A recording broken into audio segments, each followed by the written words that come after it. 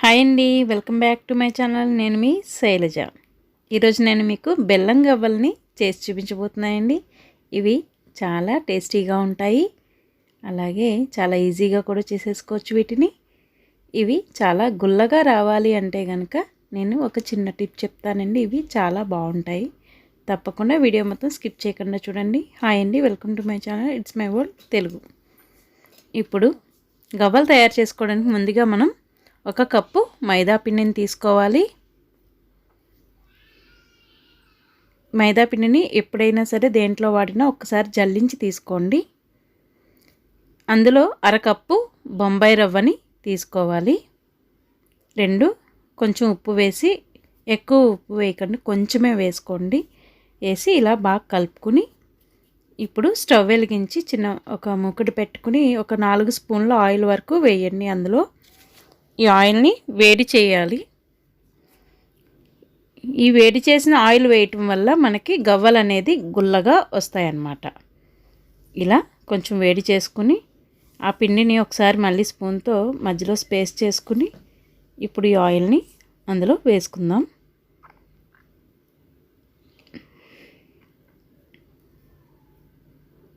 చూసారా, వేడి ఆయిల్ వేయటం వల్ల పిండి అనేది ఎలాగ ఉడుకుతుందో ఇలా స్పూన్తో కలుపుకోండి. చేయి పెడితే కాలిపోతుంది.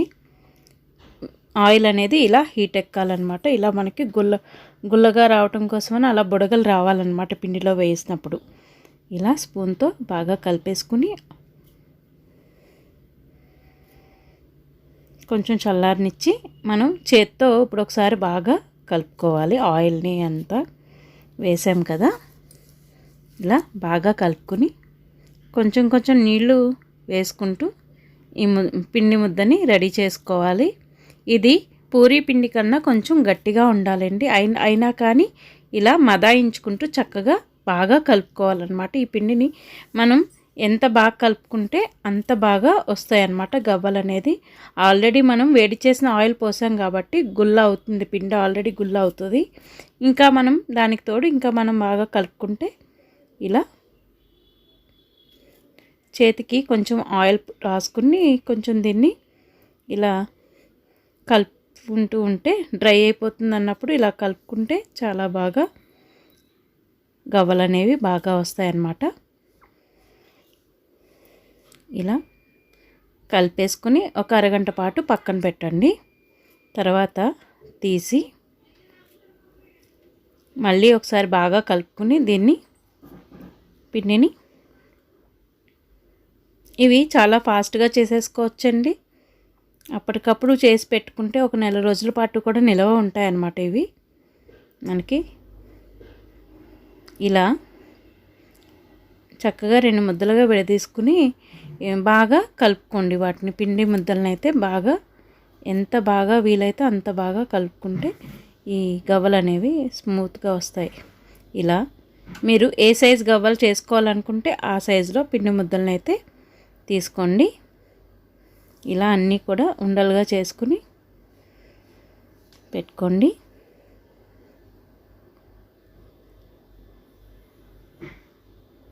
చక్కగా ఇలాగా వచ్చేస్తాయి ఉండలు. ఇలా అన్నీ పిండినంతటిని కూడా ఇలా ఉండలుగా చేసుకుని ఒక ప్లేట్లోకి ఇలా గవ్వల బల్ల తీసుకుని దానికి కొంచెం ఆయిల్ పూసి ఒక వేలుతో ఇలా ఒత్తితే చాలు గవ్వలు అనేవి వచ్చేస్తాయి ఈజీగా.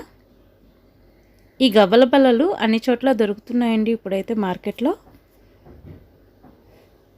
ఈ గవ్వల బల్ల అయితే కొన్ని సంవత్సరాల క్రితం నుంచి కొన్ని కాదండి, మా పెళ్ళి అయిన కొత్తల్లో నుంచి ఈ బల్ల నా దగ్గర అలానే ఉందన్నమాట. ఒక్కసారి మనం బల్ల ఇలా చేయించుకుంటే ఎప్పటికీ అలా ఉండిపోతాయండి చెక్క సామాను. ఇలా అన్నిటినీ కూడా ఒత్తేసుకోవాలి గవ్వల్లాగా. ఇప్పుడు మనం స్టవ్ వెలిగించి మూకుడు పెట్టి డీప్ ఫ్రైకి సరిపడగా ఆయిల్ పోసుకోవాలండి. ఆయిల్ హీట్ ఎక్కాక మనం ఈ గవ్వల్ని అందులో వేసేసుకుని ఆయిల్లో డీప్ ఫ్రై చేసుకోవాలి. గోల్డెన్ బ్రౌన్ కలర్ వచ్చే వరకు వీటిని వేయించుకోవాలన్నమాట.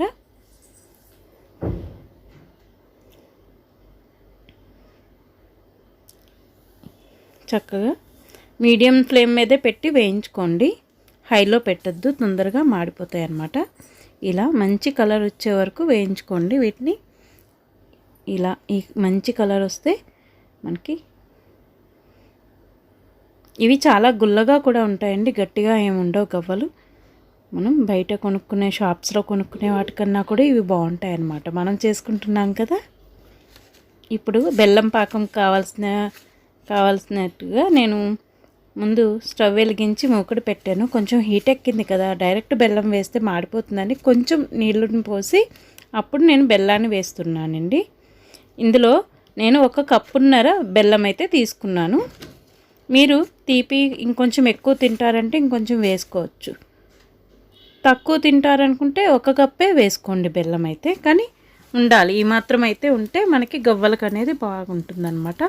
మీరు తీసుకున్న బెల్లాన్ని బట్టి గవ్వల కలర్ అనేది వస్తుందండి.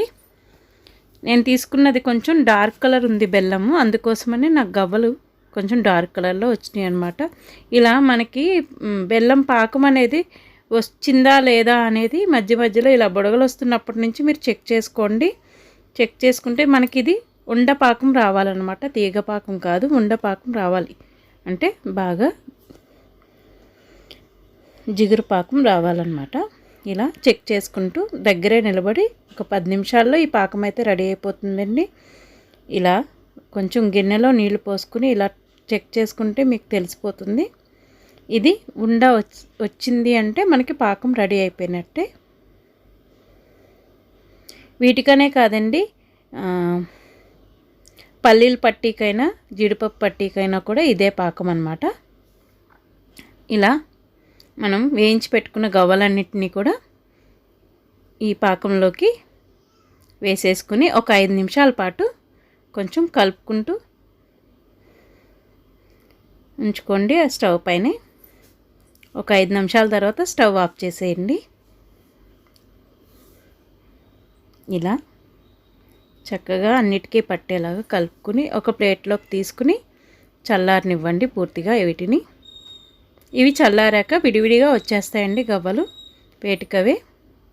చక్కగా ఇలా స్పూన్తో ప్లేట్ కంటుకున్న వాటిని కూడా ఇలా అంటే విడివిడిగా వచ్చేస్తాయన్నమాట చల్లారాక.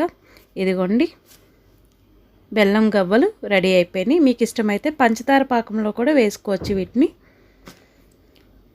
ఇదే ప్రాసెస్లో పంచదారతో పాకం పట్టుకోవాలన్నమాట. మీరు కూడా ఒకసారి తప్పకుండా ట్రై చేసి ఎలా వచ్చిందో అనేది నాకు కామెంట్ సెక్షన్లో తెలియజేయండి. ఇవి నెల రోజుల పాటు నిలువ ఉంటాయండి. ఒక్కసారి చేసి పెట్టుకుంటే మనకు నెల రోజుల పాటు వస్తాయి. మీరు మరిన్ని రెసిపీస్ కోసం ప్లీజ్ సబ్స్క్రైబ్ మై ఛానల్. నా వీడియోస్ కనుక మీకు నచ్చినట్లయితే లైక్, షేర్ అండ్ కామెంట్. నేను మీ శైలజ. Thanks for watching. తప్పకుండా కామెంట్ చేయండి, లైక్ చేయండి, షేర్ చేయండి.